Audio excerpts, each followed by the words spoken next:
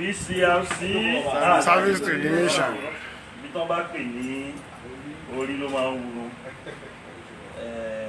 We thank God for your life, and I thank God for the life of all my partners in the Southwest. No, torí Ọlọ́run, torí Ọlọ́run, torí Ọlọ́run, thank you. Nígbà tí bàbá wa kan wà níbí, mo lè sọ pé àwa PCRC nínú wa kún jù. Nígbà tí gbogbo èèyàn ò tí ì rí kí lẹ dúró fún, Ọlọ́run ti fi wọn àwa. Gbogbo àwọn chairman ní mẹ́fẹ̀ẹ̀fà ní ilẹ̀ Yorùbá, bàbá wa Dr. Fakolade, chairman PCRC Ondo. In fact, tí ẹ bá ń worí message, níṣe ló dàbí pé bàbá wa jókòó. Bàbá máa ń sọ kinní kan, gbogbo olúwa yìí, Ọlọ́run kàn fún wa l'opportunity àti lead mi. Ọdún tán bí èmi ni bàbá gba doctor nínú teaching. Ọdún tán bí èmi gangan. So bàbá máa ń sọ nígbà tí ọ̀rọ̀ mi bá dúgbà, wọ́n ti bí ẹ tẹ́mi ti di doctor. So bàbá nìyí, bàbá Fakolade wọ́n máa wò wá báyìí o. Kí bàbá Fakolade bá sọ pé èèyàn ṣe dáadáa, mo believe pé Ọlọ́run ló sọ pé nìyẹn ṣe dáadáa. Àwọn ti lóríṣiríṣi, wọ́n ṣiṣẹ́ pẹ̀lú Gowon, wọ́n ṣiṣẹ́ pẹ̀lú àwọn Asikwe. Àwọn náà jẹ́ alága PCRC ní Ondo lẹ́nu. Mo dúpẹ́ fọ́lọ́run fún láìfún wọn. O ní Kukari bíi ti yín báyìí ní chairman wa ní Ọ̀ṣun State, the Jagumolofu Kingdom. Ẹ máa mú wọn náà dáadáa, Comrade Amitolu Shitu, wọ́n jẹ́ adarí àwọn ìpínlẹ̀ ní Ọ̀ṣun báyìí. Chairman wa ní Ọ̀yọ́ State, Reverend Omofuye. Chairman wa ní Ogun State ń bí Àtẹ̀kókúọlá, òun tiẹ̀ ti wọlé àdúrà fún yín. Ó wọ ilé àdúrà ní ojoojúmọ́ àdúrà ní abájọ sọ̀rọ̀ àdúrà tó náà sì dúró bí ọmọ yín bó ń ṣe dúró gbogbo pílátífọ́ọ̀mù táà náà níláyé ètò wà ní ti bí kódà àwọn PCRC United Kingdom gbogbo activities nonsense wọn. Zonal chairman wa ní Lagos Zone 2 Alhaji Balogun, Lagos State chairman Mr. Pastor Sowemimo, gbogbo àwọn alága wa ní gbogbo ilẹ̀ Yorùbá. Nígbà tí wọ́n pín ẹnu àwọn ọmọ ìyúnú òun àti tiẹ̀, wọ́n ní iṣẹ́ tí àwọn rí fà ń ṣe lórí kí ààbò wà, ká fún àwọn ọlọ́pàá wa nírànlọ́wọ́ tí a rí pé wọ́n lack. Bàbá wa Sunday Igboho náà máa gbé ogun tá a gbé dání ìdání. Àwa wà ní Ṣóṣogbo ni, a wà lóṣogbo, àwa tú ẹ̀. I want to appoint Sunday Igboho as one of the patron PCRC. Kí kálukú sọ̀rọ̀ torí ẹ̀kàn fèmí síwájú gẹ́gẹ́ bí ọmọ ìránṣẹ́. Ẹ̀ tí wọ́n bá ní kó wà níwájú ọmọ ìránṣẹ́ ni. Gbogbo àwọn tán wá fi mí síwájú yẹn pátá, èmi ni mo jẹ́ ẹni tọ́jú orí ẹ̀ kéré jù. So kò ságbára fún mi láti máa ṣe tó bá wù mí. Ìfún tọ́jú orí mi bá tó wọn náà nínú ẹ̀kọ́ ta kọ́ lára yín náà. Àtànà bíi tiwa dẹ̀ sọ fún wa náà lọ́pẹ́ ìṣẹ̀lẹ̀ tó bá rẹra ìsílẹ̀ náà Ọlọ́run máa gbéjà. Now wọ́n á láti sọ fún wọn any chance láti reject àbí kẹ́ support. Gbogbo wọn pátá níjọ́ náà lọ́hùn ni wọ́n fọwọ́ sí yíyan yín as patron PCRC. Ìyẹn nínú mi fi wá ń dùn wípé nígbà tó Ọlọ́run wá ní kí ààbò tí ẹ̀ ń dúró láti jà fún yìí, ó wà ní right up wa lẹ́nìí wípé tí Haúsá bá ní ìyà tẹ́nìkan fẹ́ fi jẹ́, tí Sunday Igboho against ẹ̀wọ̀n kan, tí Sunday Igboho sí against ẹ̀sìn kan, a Mùsùlùmí ni mí, no, Christian ni mí, babaláwo ni, no. Tí Sunday Igboho sì dúró fún Yorùbá o, because ẹ ti ju ẹni tá máa wá reduce wípé ó ń gbìjà Yorùbá níbi tó gbídẹ̀ ládé yìí, ó ń kọ̀yà fún gbogbo aláwọ̀ dúdú, kì í sọ̀rọ̀ Nàìjíríà nìkan, gbogbo aláwọ̀ dúdú, gbogbo oníṣẹ́ ibi, iṣẹ́ ibi ò sì ní kọ́lọ̀ lẹ́nẹ́sìn. Àwọn bàbá wa ní ìṣẹ̀ṣe gan wọn ò faramọ́ pé kéèyàn kan ṣaburú, àwọn bàbá wa ní Christian wọn faramọ́ kí ọ̀kan ṣàbúrú, àwa mùsùlùmí ẹ̀sìn wa náà ò fọwọ́ sí kájínigbé kájínipa. Kódà ń tẹ̀ ń wí yìí, ìtẹ̀ ń jà fún yìí, ó sì ṣẹlẹ̀ lọ́fíìsì wa ẹ̀ níjẹta tí Fúlàní tó wà níbi ẹran mi dídà tí ó fẹ́ lọ, ó ti rí àwọn owó díẹ̀ kójọ tó dẹ̀ fẹ́ lọ máa ṣe kan dáadáa. Àwọn tó wá yẹ kó wá Fúlàní wá ń sọ fún wa wípé gbogbo ọmọ Fúlàní nísìn kidnapper ló dẹ̀ wọ̀ wọ́n lójú láti ṣe. Yes, lọ́fíìsì mi ẹni ẹ ti ń sọ pé àti báyìí rí àní tí ó máa da ẹ̀rọ ní ìsìn ti lé gbogbo ọmọ kéékèèké kidnapper kìíní ẹ touch àti mi.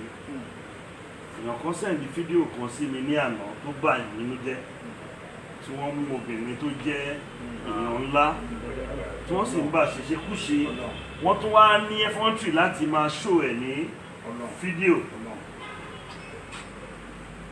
Gbogbo wa wá dákẹ́ àsùn. Tí mo ṣe ń dúpẹ́ lọ́wọ́ gbogbo àwọn ọ̀gá wa ní Peace House àti gbogbo àwọn ọmọ wa tó jẹ́ orí íńtánẹ́ẹ̀tì làwọn máa ń sùn sí, tí wọ́n sì ń rí, tí mo lè pè wọ́n ní amòye.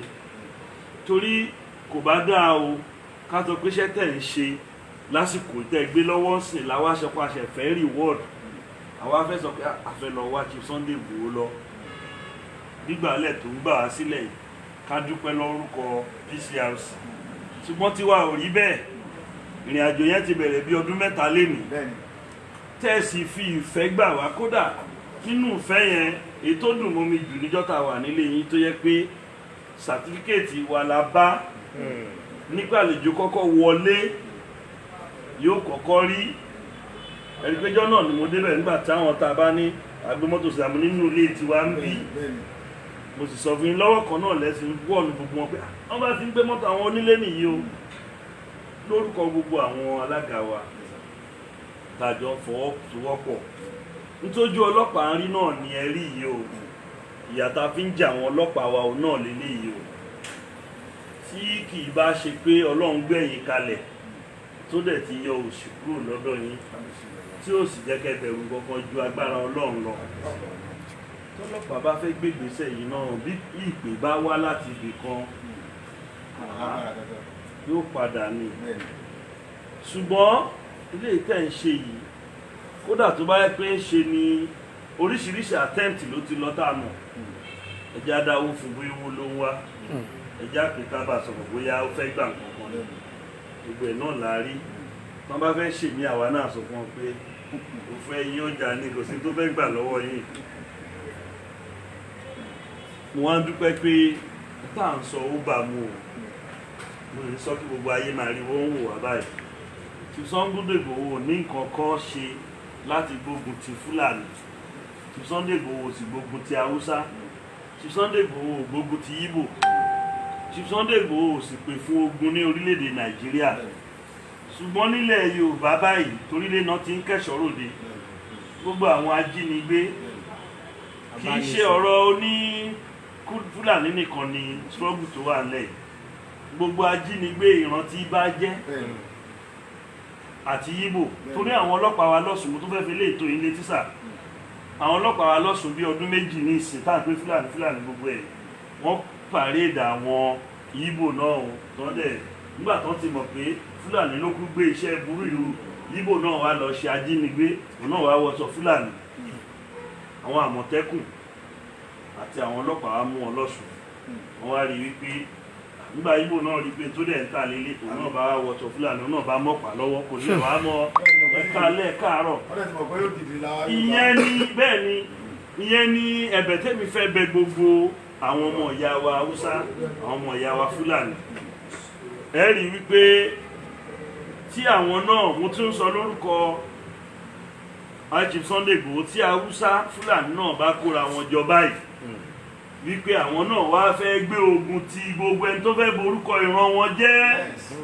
Kódà mo lè sọ fún wọn wípé Chief Sunday Igboho tó dúró tì wọ́n báyìí. Ìjà ẹ̀sìn kọ́, ìjà ìran kọ́ ni eléyìí o. Ìjà ìran kọ́, ìjà ìgbéjọba kankan ṣubú kọ́ ni eléyìí. Ìjà àlàáfíà kí gbogbo wa ká lè sùn ká họrun. Àṣà tó jẹ́jèjì ni ká dẹ̀ máa jíyàn gbé báyìí. kì í ṣàṣà Áfíríkà, kì í ṣàṣà Yorùbá, kódà kì í ṣètàn ìran kankan ní Nàìjíríà, wá sí free movement mọ́. Ìwọ̀n báyìí tẹ̀ ń kà yìí nínú àwọn ọmọ Yorùbá tó jẹ́ prominent òun ni ọkọ olóyún. Ọ̀nà yẹn náà ni wọ́n ti pa. Bẹ́ẹ̀ ni Ìbàràpá yẹn náà ti pa. Nínú àwọn ọmọ Yorùbá ẹ̀wọ̀n bàbá wa ní kábólówó ṣe kó má tiẹ̀ ṣe fún ni, ó sàn ju kán ká ẹ̀wọ̀n mú lòsì lọ. Ọkọ olóyún tó ń káàkiri yẹn náà orúkọ ọ̀ràn wa náà ní nínú ilẹ̀ Yorùbá Fatai Yusuf, torí mo rí pé wọn ti kà wọ́n mọ́nú àwọn prominent. Àwọn ẹlẹ́ran tó ń tẹran ní Ògùn State tó ń rẹran lẹ́kọ̀ọ́ tó bá ti ń lọ ọ̀nà yẹn ọ̀pọ̀lọpọ̀ láti pàdánù ẹ̀mí wọn sójú ọ̀nà yẹn. Oríṣiríṣi ìjàmbá aburú wọn ló ń ṣẹlẹ̀. Káwọn Fúlàní náà wá wo eléyìí báyìí kí wọ́n pe ìpàdé, kódà àwa náà fi lè tàwọn lólobó ní gbogbo àwọn PCRC ilẹ̀ Yorùbá á pè wọ́n báyìí táàtù ṣàlàyé fún wọn pé Sunday Igboho ò sí ní ọ̀tá yín o, kò sì ṣetán àti báràn kankan ṣọ̀tá. Ẹ lọ kóra yín jọ báyìí torí àwọn náà mọ kálukú ló mọ ìran ẹ̀. Ẹ wọlé torí pé àwọn kan láwọn ò ṣe kidnapper, àwọn náà máa ń bá wọn gbára sọ̀rọ̀. Àgbépo lọ́jà òjàlè ẹ tó gbà lọ́wọ́ ẹ̀ bàtọ̀ lóun ṣe kidnapper tó gbowó lọ́wọ́ kidnapper tó rẹ̀ ń bá wọn gbowó ìwọ lórí ọ̀hún lórí tí ò bá sírú ẹni yẹn kò ní sí àwọn oníkidnapper mọ́. Mo máa fẹ́ fàsìkò yìí rọ gbogbo àwọn ìrankíran tí bá jẹ́ lórílẹ̀‐èdè Nàìjíríà pàápàá nílẹ̀ Yorùbá. Ọlọ́run ti gbé Chief Sunday Igboho dìde fún wa wípé ó tó gẹ́ báyìí, kì í ṣe irú ó tó gẹ́ tàwọn ní Kwara o, ṣùgbọ́n ó tó gẹ́ olóṣèlú, kì í ṣe ó tó gẹ́ olóṣèlú, ó tó gẹ́ ajínigbé nílẹ̀ Yorùbá, ó sì tó gẹ́ àwọn tó ń rèpù, ó sì tó gẹ́ arm robber, kódà ó wá tó gẹ́ cultist. Torí tá a bá ń wò náà nísìn ẹ̀wọ̀n tó ń ṣẹlẹ̀ n'Íbàdàn, wọ́n máa ní ọmọ gẹ́gẹ́ ó lọ bọ́mọ lábọ́jà ń tá ò gbọ́ rí. Láìpẹ́ ni bàbá Olúbàdàn pé gbogbo àwọn mọ́gàjì pẹ̀lú strong warning, ṣùgbọ́n kò tí ì lọ náà. Wọ́n sì láwọn ọmọ kan ní bó ni mo pàdúgbò yẹn lánàá n'Íbàdàn, eré ọ̀nà òjé yẹn bẹ̀rẹ̀ tán náà lọ pa àwọn ọmọ ibì kan. Mo fẹ́ ilé náà wà nù tí mo fẹ́ kẹ́ bá wa mójútó Lábìrán. Kò gbọ́dọ̀ sí cultist nílẹ̀ Yorùbá mọ́, àṣà tí wọ́n lọ kó wá ni. Kò gbọ́dọ̀ sí à ń jínigbé mọ́, kò sì gbọ́dọ̀ sí à ń lọ́ra ẹni lọ́wọ́ gbà mọ́. Kí kálukú náà lọ dáko kó wá ṣẹ́kúnṣẹ́, kì í ṣe pé kẹ́ wá rò pé kẹ́ jí ẹnìkan gbé. Eléyìí ni Chief Sunday Igboho dúró fún, táwa náà sì wà lẹ́yìn yín bẹ́ẹ̀, torí wípé àfọwọ́sí gbogbo nǹkan tẹ̀ ń ṣe, ẹ sì represent wa very well. Inú wa sì ń dùn wípé a ní yín lára. Èyí tó ń dùn mọ́ wa jù ni wípé kì í ṣe ìgbà tí ká tó ṣòṣà ẹ̀ ṣòṣà o tó tó ṣe bí òwe o, ẹ ti ń jà fún ẹ̀tọ́ ọmọ èèyàn o. Ṣùgbọ́n ètò ẹ̀ wá wò wípé gbogbo wa wá sùn àkọrí síbi kan náà, wọ́n sì ń fi ìwọ̀sí lọ̀ wá lóríṣiríṣi lórí ilẹ̀ bàbá wa. Ẹ wá gbé dìde yìí ní àwa PCRC gbogbo ilẹ̀ Yorùbá a dúró pẹ̀lú yín. Pàtẹ́wọ́, ẹ̀kún pàtẹ́wọ́, àtẹ́wọ́ Ìgbòho. Lórúkọ gbogbo àwọn aṣíwájú wa, a fọwọ́sowọ́pọ̀ pẹ̀lú yín. A ò sì ní jẹ́ kó sú wa. Àwọn onígègé wa wọn ó fẹ́ jẹ́ ńjọ́ tí struggle ti bẹ̀rẹ̀ ní oríṣiríṣi write-up. Òun ti ṣe online seminar fáwọn youth ní gbogbo state mẹ́fẹ̀ẹ̀fà tó fún wọn ní day kọ̀ọ̀kan tó engage over 500 youth tó dẹ̀ ń ṣàlàyé fún wọn wípé iṣẹ́ tí Chief Sunday Igboho ń ṣe àbèrè kọ́kọ́jú ẹ má bá fàdúrà ràn lọ́wọ́, àbèrè kọ́kọ́jú pé ẹni tí ò bá yẹ ẹ jẹ́ kó yé. À ń sọ fún wọn wípé kì í ṣiṣẹ́ kankan tó lọ́wọ́ olóṣèlú. Olóṣèlú kankan kì í ṣiṣẹ́ kankan tó rí olóṣèlú. Iṣẹ́ ìlú kálàáfíà lè wà ní ilẹ̀ bàbá wa ni, kí ìfọ̀kànbalẹ̀ lè wà fún wa káwọn ẹ̀gbọ́n kí àtọ́wà ògbó kan lè wálé mo ka kinní kan ọmọbìnrin kan ó lóun ò dẹ̀ wálé mọ́ wọ́n bá sọ lójú ọmọ àti ọkọ ẹ̀ bẹ́ẹ̀ ni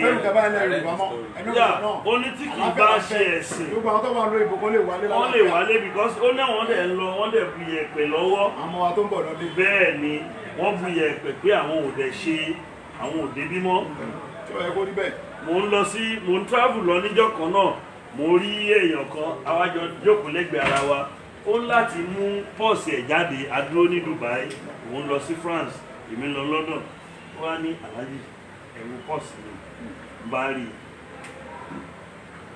rí yíyẹ ẹ̀pẹ̀ ó ní kí ló fi lè ṣe ṣáwọn tó àwọn babaláwo kan tó dé ilé wọn dé mọ́ mi lọ́wọ́ mo ti gbú yẹ̀pẹ̀ Nàìjíríà mo ní yẹ̀pẹ̀ Nàìjíríà kí ló dé ó ní wọ́n ṣe ọ̀rọ̀ yẹn bí ọdún bíi mẹ́ta ń sìn ó lóun bọ́ lọ́wọ́ kidnapper ó ní wọ́n dẹ̀ pa bàbá òun ó lóun wá lọ fìyẹn gba asylum ó ní bóun ṣe ń lọ yìí ó lóun wá ní ìjọ tí Nàìjíríà bá tiẹ̀ ń wù ú rí ẹ jẹ́ kí n yá bu yẹ̀pẹ̀ tó bá Nàìjíríà kúrò dẹ̀ yẹ yẹ̀pẹ̀ wò ẹ wo oríṣiríṣi nǹkan bẹ́ẹ̀ so lórúkọ gbogbo àwọn aṣíwájú wa lórúkọ gbogbo àwọn ọ̀dọ́ wa gbogbo àwọn ẹ̀sìn wa gbogbo wa pátápátá à ń fi àsìkò sọ fún yín pé a dúró ní òní àdúrà òtórí ibi tágbára tí wàá mọ nìyẹn a sì nágbára ká ṣàlàyé fún ọ̀pọ̀lọpọ̀ èèyàn ní Nàìjíríà àti international community tí ò ní jẹ́yìn nìkan la fẹ́ dá iṣẹ́ yẹn kọ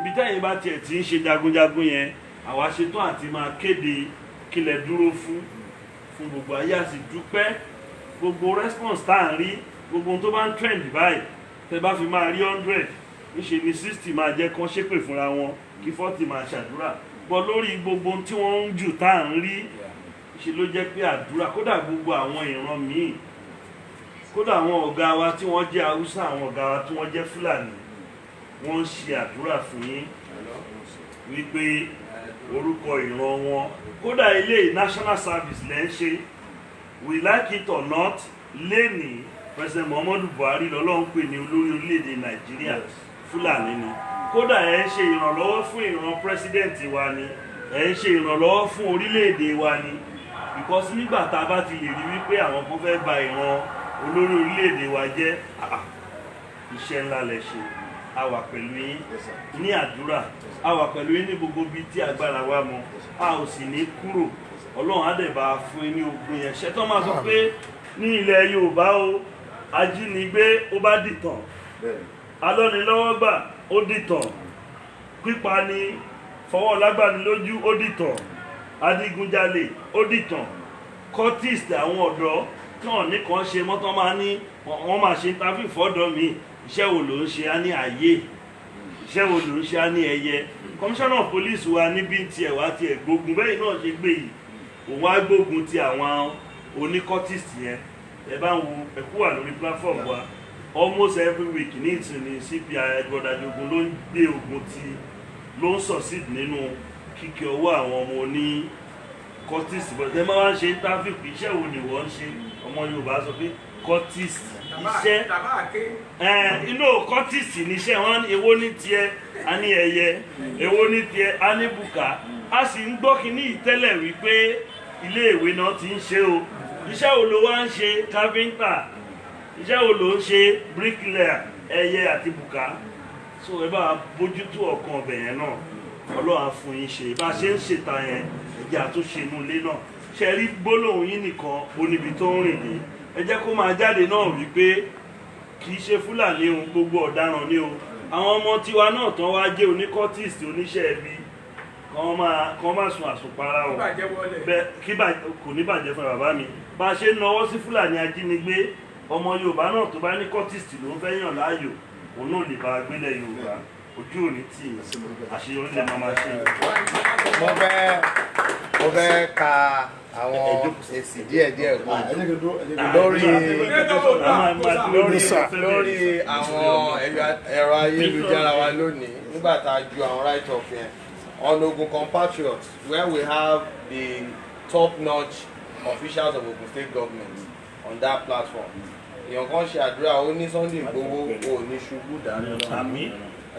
lórí PCRC South West Nigeria àti gbogbo ilẹ̀ Yorùbá èèyàn kan ní Sunday Adéyẹmọ Igboho is a patriot for forestalling an imminent uprising in Igangan against all the Fulanis through his timely intervention. Only he is a Nigerian hero. Only he is a Masun Yoruba. Only he is a Nigerian hero for saving the Fulanis in that area from being involved. Nǹkan tẹ́ni ẹ sọ ni pé nǹkan tí Sunday Igboho ṣe ó tún fi ran àwọn Fúlàní lọ́wọ́ lérí àyẹ̀ pé because tí ó bá tètè dìde nǹkan tá a rò kọ́ ni ò bá tún ṣẹlẹ̀ ńbẹ̀. Wọ́n dẹ̀ ṣàdúrà pé lágbára Ọlọ́run pé bẹ́ẹ̀ ṣe ń ba lọ ìpé gbogbo àwọn tó bá fẹ́ ṣì yín lọ́nà Ọlọ́run ní jẹ́ kán dọ́dọ̀ yín. Ẹ̀wọ́n tó bá kú díẹ̀ kán dọ́dọ̀ yín wọ́n ní tírélà ló máa gorí wọn. So àwọn àdúrà yẹn pọ̀ mo dẹ̀ fẹ́ fi dá yín lójú pé gbágbágbá ni gbogbo ọ̀dọ́ wà lẹ́yìn. In fact I received about 20 calls wọ́n ní tẹ́ bá ti dábẹ́kúta kí n pe àwọn tí bá pè wọ́n Ọlọ́run jẹ́ kán jẹ́ lọ́nbílì so mi ì pé anybody so over to you sir.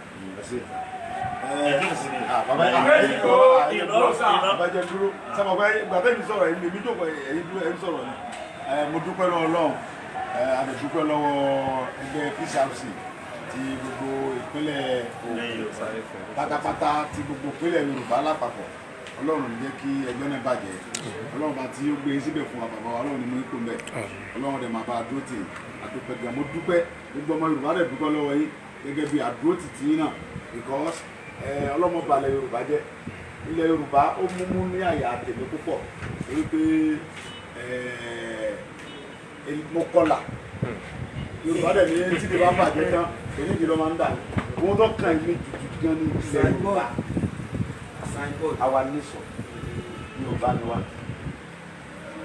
níbi tá a fẹ́ lọ wọ́n dẹ̀ wà very very important because àwọn bàbá wa àwọn ni wọ́n tà wá débi tá a dé àwọn bàbá wa àwọn ni wọ́n tà wá débi tá a dé àwọn olóṣèlú wa àwọn náà tà wá àwọn náà tà wá fún àwọn Fúlàní ajínigbé tá a sọ fún àwọn yìí ẹni láti sòdodo fúnra wa àwọn kan tà wá tán agbára wọn ká mọ́ wọn lẹ́nu mọ́ ẹni pé gbogbo àyè gba àwọn Fúlàní débi pé tó bá gbé yẹn tán wọ́n á máa bá sùn wọ́n á rẹ̀ tó máa fídíò ẹ̀ with confidence wọ́n máa dún yẹn bí ẹran wọ́n á tún máa fídíò ẹ̀ wọ́n yẹn wá jẹ wọ́n dẹ̀ tún fi hàn wá pé àgọ̀ wọ́n yẹn Yorùbá jẹ wọ́n dẹ̀ tún fi hàn Yorùbá pé ọ̀tẹ̀ ni wá lórí láìtì wa lórí ilẹ̀ bàbá wa adẹ̀sùn àná àbílí pé kò sí kankan so gbà tó bá dìgbà tó bá tẹ́kọ̀ọ́ falẹ̀ gbogbo ilẹ̀ bàbá lọ́wọ́ ká tó gbéra ká dìde ni dáàbò àlàm sọ pé ẹ̀nà ìṣẹ̀nà ọlọ́mọ ti kílẹ̀ Yorùbá ọba àjẹsọ́ iṣẹ́ tá à ń ṣe yìí ní iṣẹ́ Sunday Igboho nìkan iṣẹ́ gbogbo wa ni láti tara wa jí ká béèrè fún right wa ká dẹ̀ mọ́ fi àyè gba àwọn olóṣèlú kan wọnú wa kan ba program yìí jẹ́ ṣùgbọ́n tó bá fẹ́ ba ètò yìí jẹ́ ọlọ́run balẹ̀ àtọ̀nà ẹ̀jẹ̀ torí pé àwọn olóṣèlú wa eré 2023 làwọn ń sá wọn sáré àlàáfíà tiwa ká dẹ̀ dúpẹ́ lọ gómìnà ìpínlẹ̀ Ògùn fún tán ṣe yìí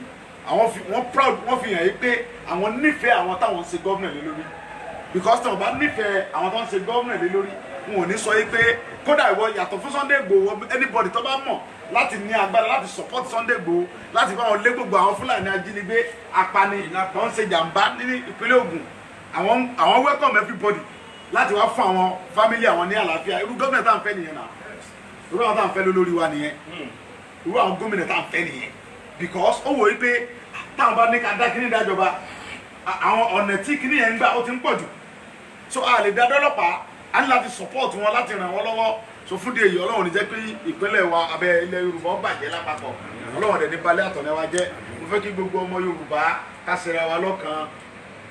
ṣera wa lọ́kàn ìyà tí ń jẹ Yorùbá ti pọ̀ jù ìyà tí ń jẹ wá ti pọ̀ jù ẹ jẹ́ ká ronú ká jẹ́ kó rí wa pé o ibi tẹ́mi bá dé yìí èmi Sunday Adéyẹmọ aka Sunday Igboho Ọlọ́run lẹ́yìn Ọlọ́run tó lẹ́nu ní bẹ̀rù ẹni kankan á gbé á mú obìnrin ò ti ẹ̀ ń dẹ́rù bàmá mi ò ń bẹ̀rù ìwọ tí ìjọba Nàìjíríà bá gbé mi sí wọ́n tó fún mi ráǹkì ni wọ́n fún mi lórúkọ ní náà torí orí ráìtì ni mò ń jà fún mi ì lè lájú mi lẹ̀ kẹmọ kidnap àwọn fámìlì mi kẹmọ pa wọn gbogbo àwọn tí ń bẹ lábúrò ní olè wálé ẹrù bá wọn. Igboho sàmà bàṣẹrẹ lọ ìṣẹrẹ wá ẹrù tó fẹ́ bà mí so ebi ò bẹ̀rù ẹni sọ̀rọ̀ bàṣẹrẹ lọ fún èyí adúpẹ́ lọ́wọ́ Ọlọ́run adẹ̀dú dúpẹ́ lọ́wọ́ yìí tẹ́ jẹ́ president wa ọlọ́run ní jẹ́ kí ló bàjẹ́ ọlọ́run ní balẹ̀ àtọ̀nà ẹ̀ náà jẹ́ so akẹ́fẹ́ kọ́ jẹ́ pé gbogbo àwọn bàbá wa tó ń bẹ̀rù ẹ jẹ́ kó sọ̀rọ̀ sókè àfẹ́ káwọn bàbá wa sọ̀rọ̀ sókè tó lẹ́rù ń bá àwọn bàbá yẹn ni o àwọn onímọ̀ gbọ́dọ̀ àwọn Fúlàní ajínigbé yẹn ti ò dá bẹ̀rù ń bà wọ́n ò lè sọ̀rọ̀ kọ̀dà ẹ kó rí bẹ́ẹ̀ ọ bẹ́ẹ̀ ta kọ́ sọ̀rọ̀ kọ́ sòdodo ọ̀rọ̀ bẹ́ẹ̀ bá lè sọ̀rọ̀ báwọn bàbá ò lè sọ̀rọ̀ àwa máa gbẹnu àwọn bàbá wa sí kíni o. a sọ̀rọ̀ sókè. torí pé àwọn olóṣèlú wa wọ́n ti kó àwọn ọba wa ní papámọ́ra débi pé wọn ò jẹ́ nǹkan kan ẹ̀rù ń bá wọn nípò àwọn bàbá ò lè pàṣẹ mọ́ ẹ̀rù ń bà wọ́n so bẹ́rù bá ń bà wọ́n á jẹ́ káwọn bàbá mọ̀ pé wọ́n ní àwọn ọmọ tó lè sọ̀rọ̀ so fún de yìí ọlọ́run bá dúró tì ọlọ́run ní jẹ́ kẹ́ kú fún wa. ẹ̀jẹ̀ yàgò fọ́tò jà wọ́n. Ẹrù bá bà yẹn wí o. ìyá ilé ìlọ́kọ́lá àwọn ajókòó ní àkíyèsí ẹ̀rù bẹ̀rù máa wà lọ́wọ́. ẹ jẹ́ ká kọ́ yìí lé wa.